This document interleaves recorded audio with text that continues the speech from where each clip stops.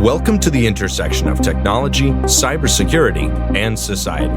Welcome to ITSP Magazine. You're listening to a new episode of Stories from Space podcast, where your host, Matthew Williams, examines the history of human spaceflight, the breakthroughs that revolutionized our understanding of the universe and our place in it, and the brave individuals who work tirelessly to advance the frontiers of our understanding. Knowledge is power, now more than ever.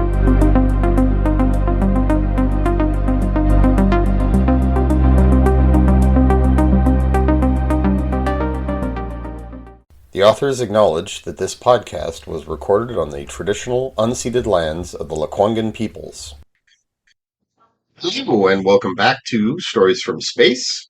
I'm your host, Matt Williams, and today we're going to be getting into the second part of my interview with Keith Cowan, founder of NASAWatchAstrobiology.com and a former NASA scientist.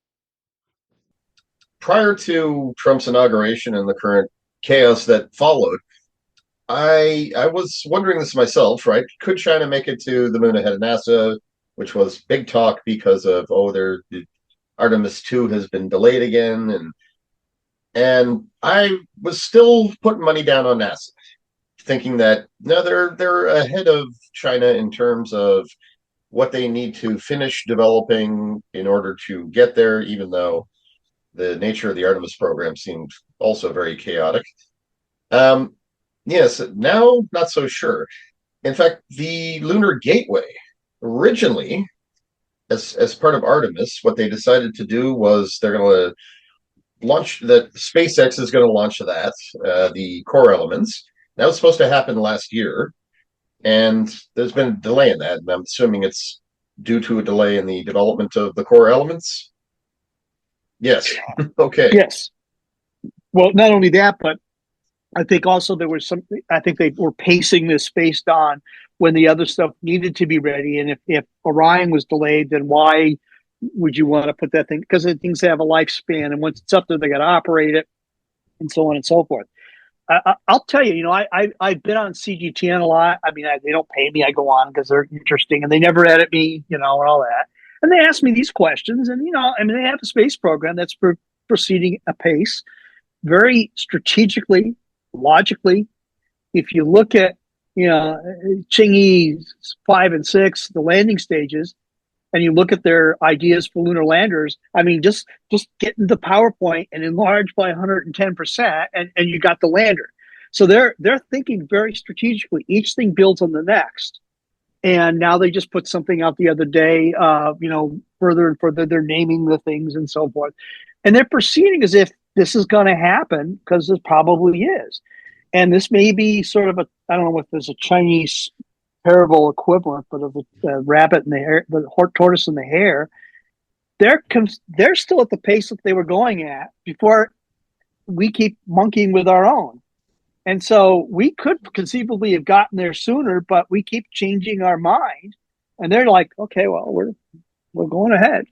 And I would not be at all surprised if we stumble and fumble and just give them the chance to do this. And I would say, all power to them, because as much as I'm a proud American and would love to see my country be the first to go back to the moon, it may well be that the future of use of space has to be broken open by, not the usual suspects, but new parties and new thinking and new alliances. And, I get asked, is there a space race? Yeah, but it used to be, it was America versus Russia. Okay, good. In this corner, America, in this corner, Russia, and, somebody had to win. And now there are competitions. There is a space race, but there's also collaborations. There's people who collaborate on one mission, but cooperate on another. They're different. Collaboration and cooperation are two different things, and they compete on others. So it's a multipolar, multifocal thing where people are at different stages of different capabilities all at the same time. And again, you've got 2 or 3 people with more money than some national space program budgets, able to say, yeah, I'll throw X amount in there to make it happen. And so again, like I said earlier, how things may turn out may surprise people, but China has the benefit of just not being distracted by politics. They have a clear focus. The budget's there, and they see this as a matter of what great nations do, and they're going to do it.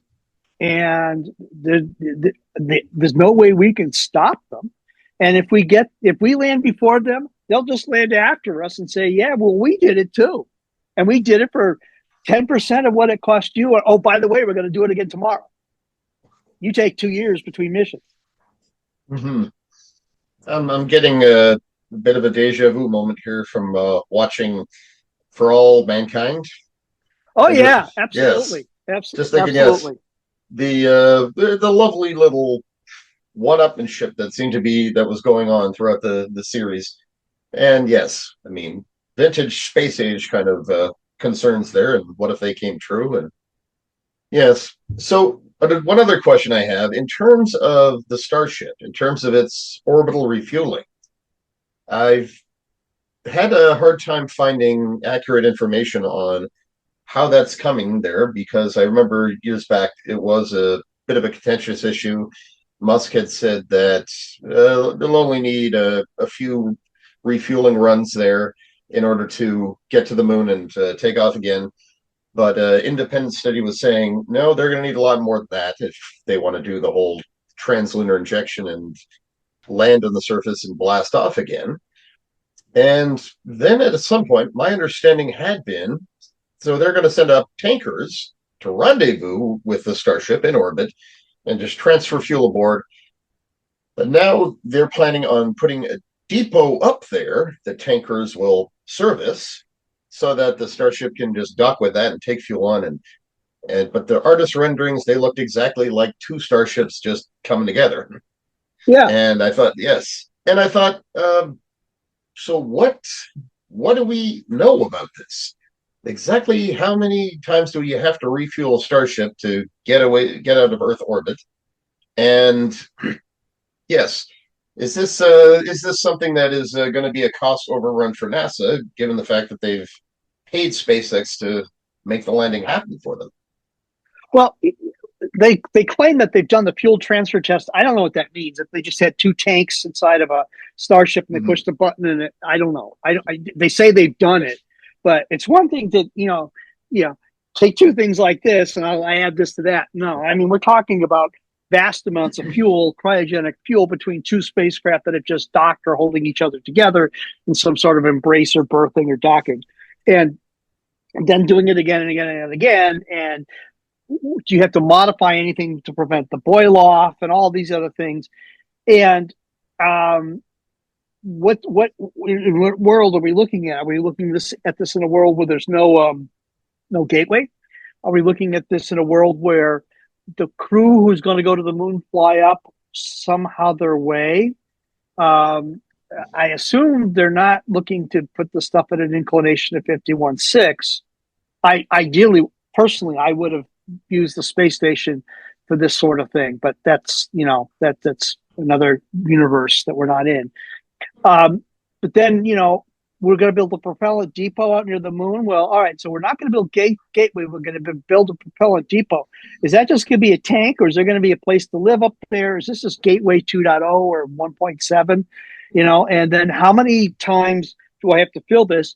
And the reciprocal would be, is like I said, why don't they just build, since these starships are so cheap to build one that takes all the toys, all the everything, the life support, the tractors, the whatever, land that, and then have it just sit there. And okay, good, it's there. Then you launch another one that's going to take the crew back and forth, and you only have to have enough for the 4 people inside.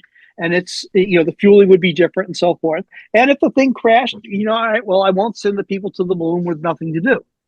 That's just me from having been on expeditions to the Arctic and the Himalayas, thinking just logistically speaking, right? But to answer your original question, I know there's a lot of doubt at NASA, because even if you're looking at a 2028 landing, let's say nothing changes for some reason, how many flights does SpaceX need to do in advance of that, before they have the ability to prove that they can do this?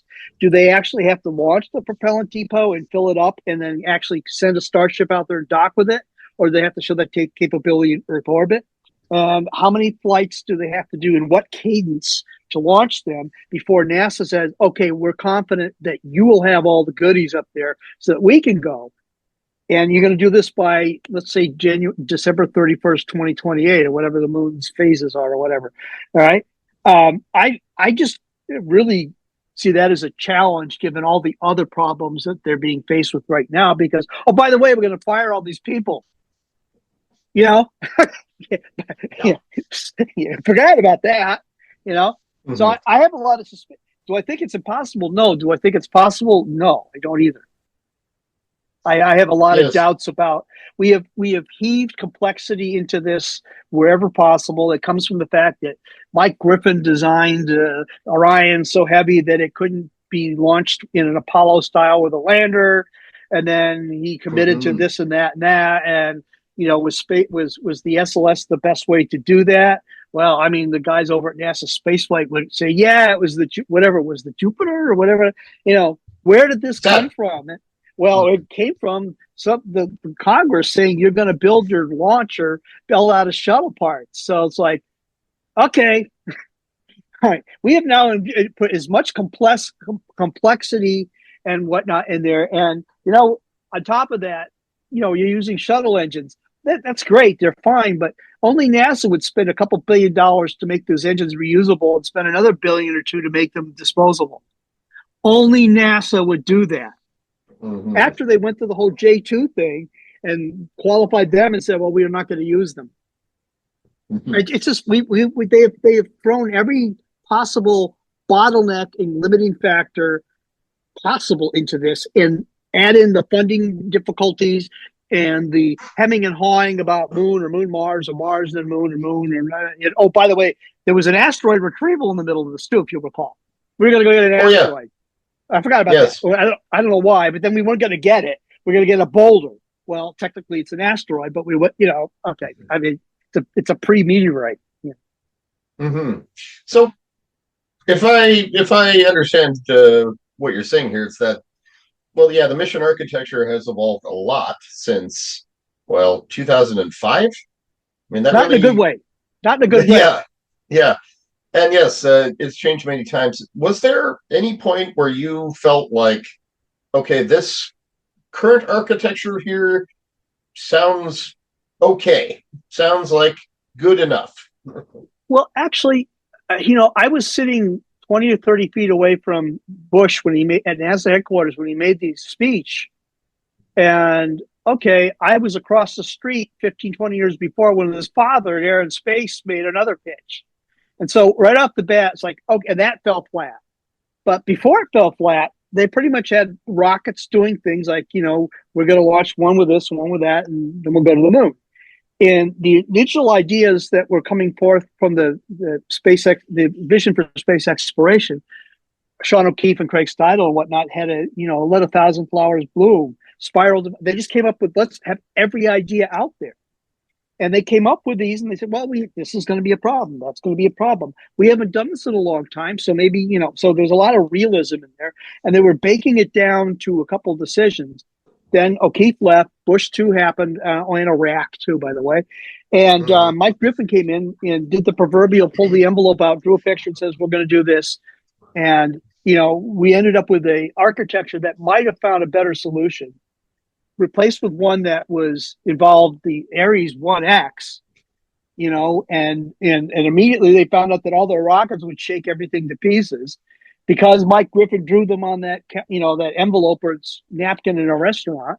And we lost time with that. And then we, you know, launched that thing and it was pointless. Then we had a launch escape system that he developed that was launched but was pointless. And, you know, so, I mean, we had these, and we spent, and then the J2 testing. So we had, again, all these false paths. I lost confidence in the ability to do this right pretty much when Mike Griffin said, we're just going to go with, you know, the Ares 1X and the Ares 5 and all that. And he said, we'll make it work. And it quickly was not being made to work. And it was like, pay no attention to the man behind the curtain. And the doubts were happening. And I was getting this stuff like every day. And then finally, the Government Accountability Office and the Office of Inspector General came back and said, no, it ain't going to work. And by the time the Obama folks came in and wanted to get rid of it, we had wasted 4 years. And then the Obama folks peddled around for a while and then said, oh, we're going to do this. And then we wasted 4 more years. So every time you thought maybe they got a solution, they'd come back with, yeah, but we're going to do this stupid thing. And then the Trump folks came in and said, we're going to dial it up. Okay.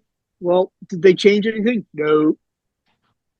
The only place where you brought something new was with Nelson, when they finally decided that they're not going to get their lander and all this other stuff, and we need to bring in SpaceX and Blue Origin. That's the point at which I thought maybe this is the beginning, the elephant sticking its head under the tent, that maybe we'll see that the SpaceX, Blue Origin, and the other companies in between come up with things that they would peel back the gateway thing and say, you know what, we could just do this.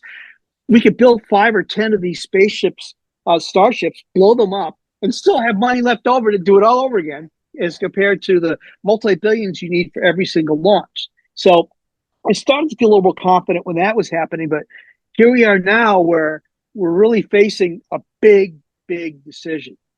And the real question is, if you were to ask, what would be the biggest impact? Well, we might find a better way to do it. But when we canceled the shuttle, that was after it had some problems, but it'd flown for decades and it was time to move on to something else.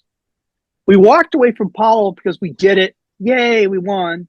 And we had Vietnam. But if you're going to walk away from the Artemis program, that's after the Ares thing failed. That's after the next iteration failed. And this is more or less the third attempt to do it. And it's saying NASA spent all this time and blood and treasure. They can't get it right. We're going to cancel it. Why am I going to think NASA is the place where all good ideas go to die? That's what's going to be the unfortunate comeuppance from this. I mean, we may still land on the moon, but it's like NASA's like lost its mojo, and I'm afraid of that. But on the other hand, I don't think the SLS white elephant circus can go on much longer, because we spend more time changing things on Earth than going with these things to other worlds, and that's very frustrating. Yes, and honestly, you mentioned a few things there. In fact, you wrote a book in 2004, I believe, where Frank and I. Yeah. And yes, what can you tell us about the co-author, just quickly there? Well, Frank, we lost Frank a few years ago.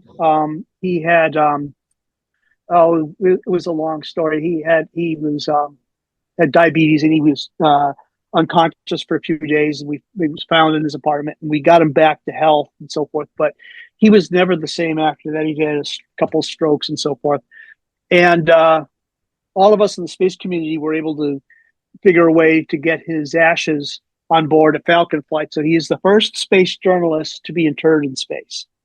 And if he's listening now, I'm sure he's still giggling about that whole thing, because he was also Elon Musk's first employee in Washington when he ran the Washington office. Yeah. So, but Frank and I wrote that at a time when we broke the story. I mean, we're on the Washington Post the Washington Times. And, put a book out about that, went through a lot of the trials and tribulations of this. And, it really was a pivot or a hinge in history, as Frank would like to say, because the Bush folks really were like, they'd call O'Keefe and Paul Pastrick and everybody else in the office, and they'd just sit there talking about it and say, what do we do? We just lost all those people in Colombia. Do we just retire everything and just not send people up anymore? Or what do we do? And by the way, we're building the space station. Or do we do something bold to really get the pump primed again? And they decided to finish the space station, then retire the shuttle, because that was the shuttle's job, and then to go with the next generation of stuff, to go on to do great things. And that's when we saw the moon and Mars and beyond was the tagline. And they felt that the next generation, you need to bring the inspiration back in. And that's where they went. And for about a year and a half after the book came out, then the announcement, it looked like it was going to happen. I mean, there was the robotic people and the human people I mean, they were cyborgs, but the robotic spacecraft people and we all saw that there was a rising tide lifting all boats, that there was a synergism between them. There was a realism that we hadn't done this in a while. We were going to go back and rethink this, but think of the science, but also think of going back to stay and thinking in an expeditionary fashion where you're going to go explore the solar system, not visit, say hi, take a picture, and come home. And our book sort of tried to pick up on that, and we did some subsequent stuffs with NASA. I did a big symposium with O'Keefe and John Grunsfeld about comparing Earth-based exploration paradigms with NASA's and so forth. And so, out of that moment, Frank and I were able to sort of just help craft a bit of the discussion on what's it like to go back to the moon, and this isn't your dad's space program, so to speak. And that lasted until Bush decided to go into Iraq. And so we were involved in this thing right at the point where we thought, yeah, this is going to be like exploring with a big E, exploring the solar system. And Sean O'Keefe was a big fan of that, and as were the people around him. But then Bush 2.0 came in. They were going into Iraq. Sean left to run LSU, and Mike Griffin came in, and it just went poof. Like that. Mike knew better than everybody else, and we're going to do it his way, and his way did not work and torpedoed a lot of the enthusiasm very quickly because he didn't want to involve people. He had his way of doing things, and this big tent approach to really exploring came down to we're going back flags and footprint, and that just turned a lot of people off. So I think Mike Griffin was the one who torpedoed more of this going back to the moon energy than anybody else, even though he was trying to do the exact opposite. Mm-hmm. Hi, Mike. How are you doing? I wanted to make a quick note here. The book that you were just describing, it's titled New Moon Rising, The Making of America's New Space Vision and the Remaking of NASA. And you can find that on Amazon if you're curious. And of course, easy to find it on eBay or used copies. It was a non-bestseller. Well, typically science books are. Yeah. But yes, I'm sure many people read it and found it inspirational. Just maybe not a mass market paperback kind of read, but definitely something very timely and interesting. It was a slice in time. It was a slice in time. It was for a few moments. That was what was going on. And, obviously we had a little bit of an insight to what was going on, but, it evolved quickly, and like things do in Washington, you got to have something that's got oomph and compassion and inspiration with it that transcends administrations and Congresses. And we came real close.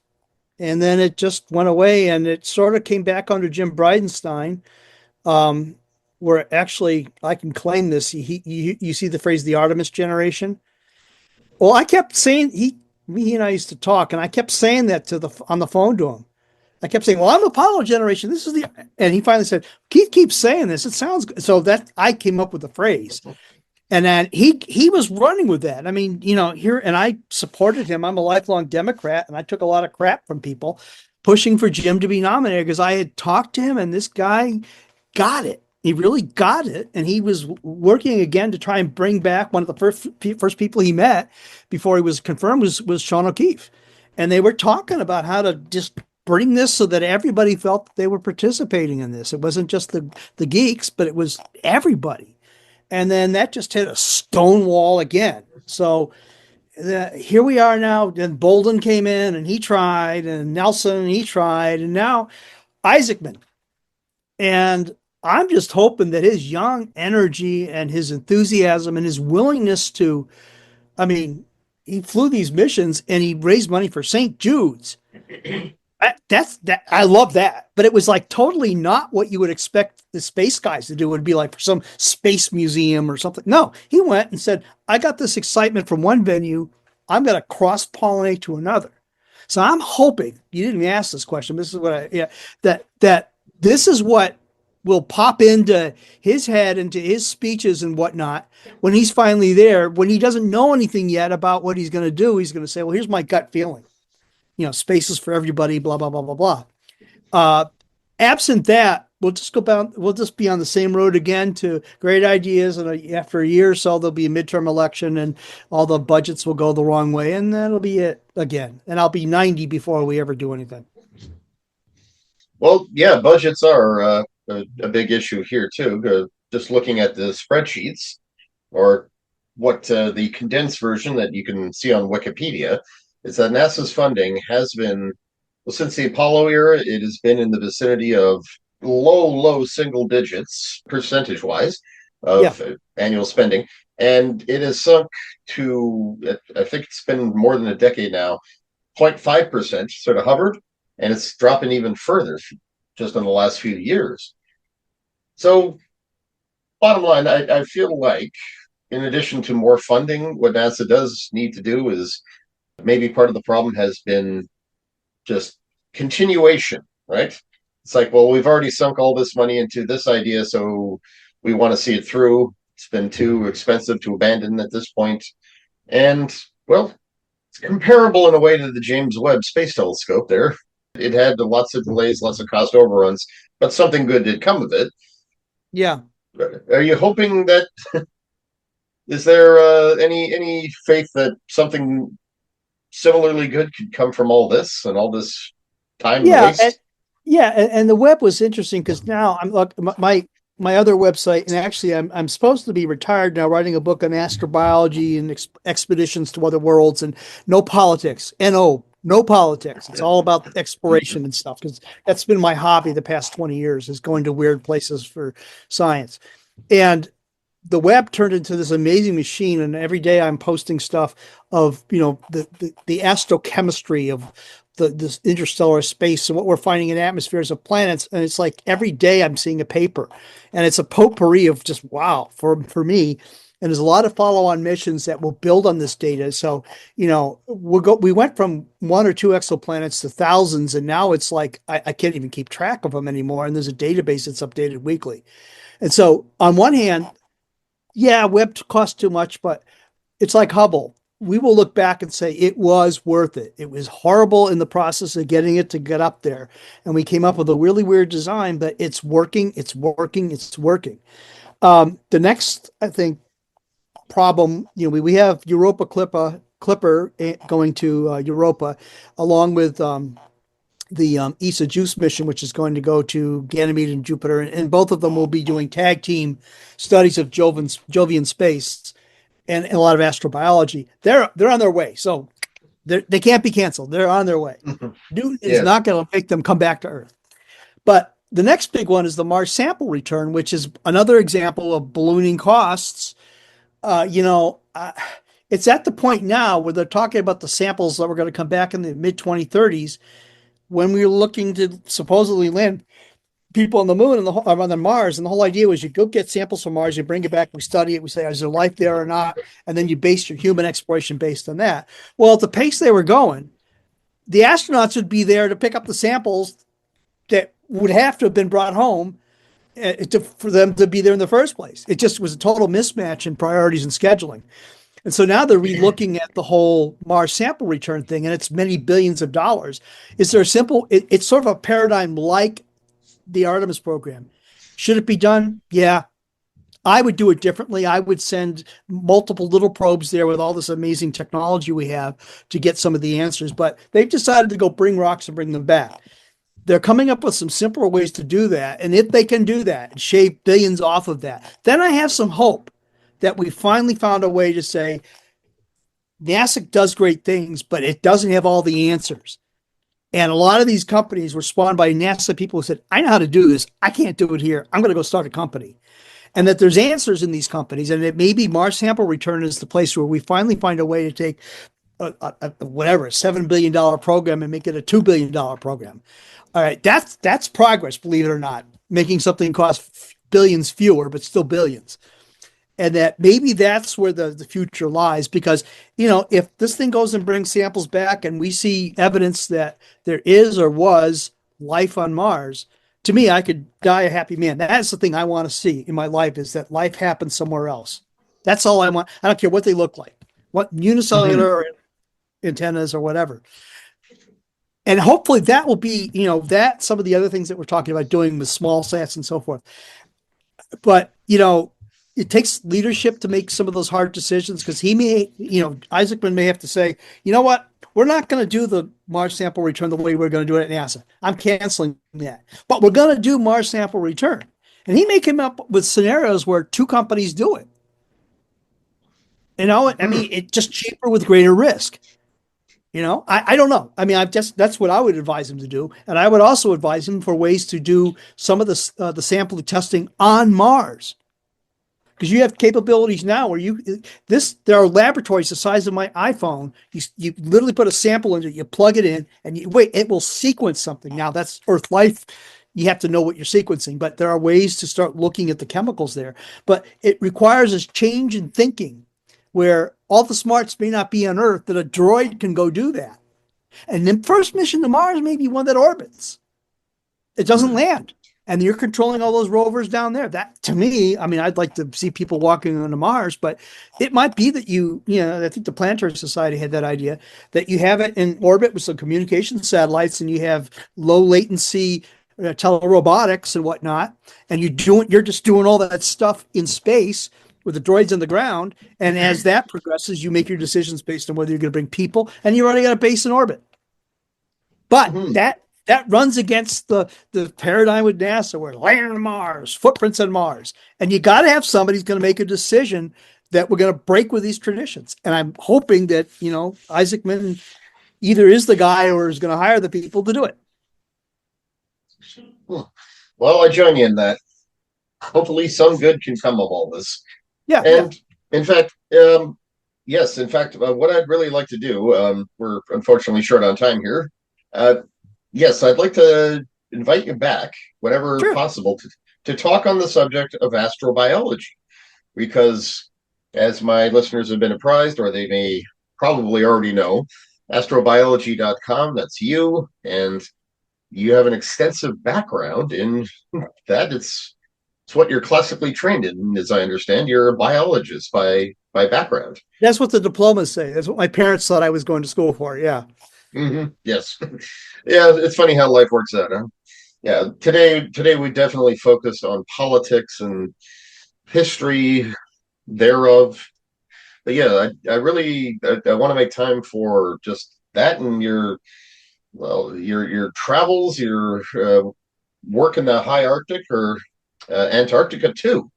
No, I've only been to two. I've only been to two of the three poles. I've almost been to the North Pole and Devon Island. I spent a month at Everest Base Camp, which is, people say, is another pole. I've yet to go to Antarctica. That's on I got to figure a way to get Mrs. NASA Watch to let me go down there. Oh, okay. Yeah, I'm about to tackle a story on that. It's apparently there's an island that's been selected as a perfect analog training environment for Mars, and possibly the moon as well. And yeah, my mind was going to that as you were talking about your experience and where you'd been. Well, hopefully we can get into all that. Well, I'm writing a book on that, so you'll just give me a chance to exercise my brain on that and maybe give a few pointers. Oh, yeah. In fact, the book is a pile of paper right now. Okay. Yeah, and so quick question, if you can answer this. When this book comes out, is there a title that we should be looking for, or is it work in progress? I'm a little leery of giving it away because I don't want somebody else to write it, but right. Imagine you're going to Starfleet Academy and you're all right, we're going to go to a Away Team 101 class. I don't know if I have books in the future, but what's going to be on the iPad tablet that you're reading, or your pad, I guess they technically call it, with Mike Okuda's little gremlins on there and Okudagrams. What's the syllabus going to look like for the class to teach you how to go on your first away team mission? What do you do? What tools do you use? And what can you do today that prepares you for that? And could you do an away team in your backyard? There's a guy in Sweden who's collecting micrometeorites on the roofs of buildings and he's got an amazing collection of these things. And he's just gone on the roof of a building with certain collection mechanisms that anybody can do. And my thought is that you write this book so that anybody anywhere can realize that this isn't something that's just a dream anymore. That if you can read the book and you can pick up some of these things and run with them with the internet, is a Star Trek future possible where you hear people with a million different accents and, ethnicities and so forth, where it's, as I like to say, it takes a planet to explore the universe. And what's the book that you would like, the Boy Scout manual / whole earth catalog / travel guide / biology book / field manual that you would want to have to do that? That's sort of where it's going. I don't want to give the title away because, like I said, and if somebody else writes it, all power to them. I'll reference it because I also want to reference all the good works that other people have done. It's just isn't good just to be Keith says. I want it to be a compendium of things, and it'll have an online component. And I'll give this away. It will eventually morph and merge with astrobiology.com. So it'll live on that way because I'm not going to be doing this forever. And hopefully it'll just sit there as a body of work that somebody can just take and run with and continue with. My thing to leave behind. That's quite a plan, and I'm already excited for it. In fact, I'm going to look for it. Just let me know. You'll get a review copy. You will get a review copy. Yes. Okay. Yes. Does that mean I have to write a review? No, it's just like Keith says. Okay, must finish book to. Yeah. Yeah. Absolutely. Well, I'd be honored, frankly, and cool. Yeah, I have a small collection of scientific books there, and yeah, I have a feeling it's going to be putting it among them. It's like, this is going to be on the shelf. This is going to be required reading along with Intelligent Life in the Universe. Well, that was you. Man, you're a mind reader. When I read that, I was just going to say, I read Sagan's Intelligent and Tchaikovsky's Intelligent Life in the Universe when it came out. I was my mother worked in the library, so I got an adult library card. I read it when it came out, or I tried to read it. And that book had such a profound impact on me that it's in the preface to my book. This, I'm not going to say I'm trying to become Carl Sagan, although I did review his proposals when I worked at NASA. I used to get his that was kind of interesting, and he stole one of my jokes once, which I'm going to write about. But that book, I remember the impact it had on me because none of the other kids around me got it. And in a science class that I had to do, we had to build projects, and if you go look this up, all these space geeks who are listening, the Gulliver, the Multivator project that was going to send to Mars, it was this little capsule. It would shoot out these little things with sticky cord and pull them back in and do some simple tests on them. And I built a model out of an upside down garbage can, some 1920s fishing reels, and a few springs. And I brought it in. The teacher thought I was like, "What'd you bring a garbage can in for?" Well, flash forward 20 years, I'm the one working at NASA. She's not. Yes. Oh, all those teachers who must be kicking themselves. Yeah. They're like agents who said, "I don't think you're going to make it," or "This song sounds dumb," and then they exactly. Years later, it's being inducted into the Rock and Roll Hall of Fame. There you go. Yeah. Oh, well, this has been a really fun time. Thank you so much for coming on. And yes, I may have to we've been talking a long time here. I may have to split this into 2 podcasts, but I'm happy to do that. And yes, I'd like that would mean an astrobiology talk would be like it would be a trilogy. We could sure. Yeah. I'm happy to do this because, like I said, I'm supposed to be retired now, and retired people like to talk a lot. So. Oh God, I can't wait till I'm retired. I like to do that now, but people. You're busier when you're retired than you were when you're working. Yes. My parents have demonstrated that. Like, to me, I've seen that in action. It's like, when do you guys sleep? I assume you do. Yeah. Okay. Well, yeah. I'll contact you with some schedule proposals, what have you. How do I? My producer friends told me, I wish we could call you, Keith, but we got to talk about, whatever. Yep. Well, yeah. Well, if I had any kind of pull in Washington, I think, I'd say, yes, Keith Cowling is coming here to address all of you about space and what you're doing wrong. And yes, by the end, if you haven't capitulated and just said, okay, Yeah. I'm not going. do Yeah, what he says. I've outlasted 6 administrators, so Yes. he Yeah. ain't going nowhere. Yep. I'd be All amazed right, if so- any of you want to. Yeah. Okay. So yes, I'll be in touch with types. I turned the recording on just because I neglected to do the sign off here. Oh, okay. Which is just to say, okay. Well, Keith, thank you so much for coming on. I had a wonderful time talking to you, and as I said, I hope we can have you back again to discuss astrobiology and your personal journeys some more, because they sound really, really interesting. Oh, I look forward to it. I've had fun. And to my listeners, thank you for joining us for this 2-part interview. Stay tuned for more episodes, hopefully with additional special guests. I'm Matt Williams, and this has been Stories from Space.